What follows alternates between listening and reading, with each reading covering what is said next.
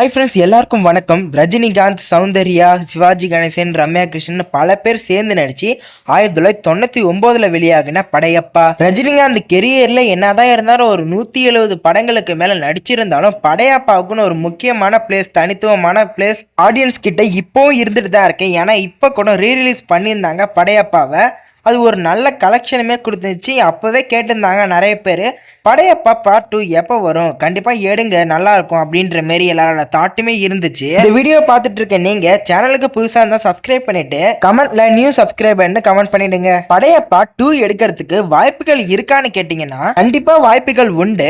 ஆனால் கேஸ்டிங்கை பொறுத்த அளவுக்கு நிறைய சேஞ்சஸ் இருக்கும். ஏன்னா அந்த படத்தில் நடித்த ஹீரோயினா நடித்த சௌந்தர்யா இப்போ இல்லை. சிவாஜி கணேசன் அந்த படத்தில் நடித்தாரு, அப்பயே அவர் செத்துட்டாரு. அதனால அந்த கேரக்டரை விட்டுருவோம். அது மட்டும் இல்லாத அந்த படத்தில் நடித்த பல பேர் இப்போ நடிச்சிட்டும் இல்லை. அப்படி பார்ட் 2 எடுத்தா ஸ்டோரி என்னவா இருக்கும்னா, படையப்பா 1ல ரஜினிகாந்தை பழி வாங்குவேன் அடுத்த ஜென்மத்துல நீலாம்பரி சொல்லிட்டு தான் செத்துருப்பாங்க.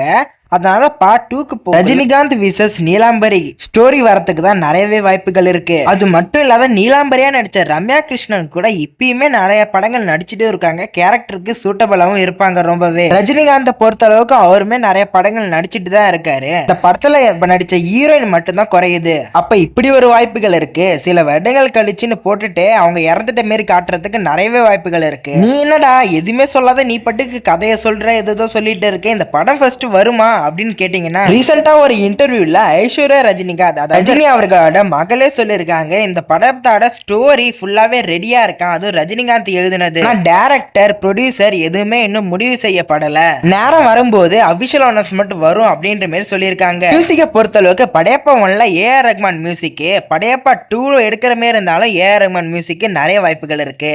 டைரக்டரை பொறுத்த அளவுக்கு KS ரவி எடுக்கிறதுக்கு நிறைய வாய்ப்புகள் இருக்கு. இது மட்டும் இல்லாத இந்த படத்தை ரீலீஸ் பண்ணதுக்கு காரணமே இந்த படத்தோட பெர்ஃபார்மன்ஸை இப்ப தெரிஞ்சுக்கிறதுக்கு தான் அப்படின்ற மாதிரி நிறைய பேர் சொல்லிட்டு இருக்காங்க. என்னோட ரிக்வெஸ்ட்லாம் ஒண்ணுதான், படத்தை எடுக்கிறதா தான் எடுங்க, ஆனா நல்ல ஸ்டோரி, நல்ல ஸ்கிரீன் பிளே வச்சு கதை இருந்தா மட்டும் எடுங்க. ஆனா பல படங்கள் பார்ட் 2 எடுக்கிறேன்னு பார்ட் 1ஓட மவுஸை குறைச்சிருது.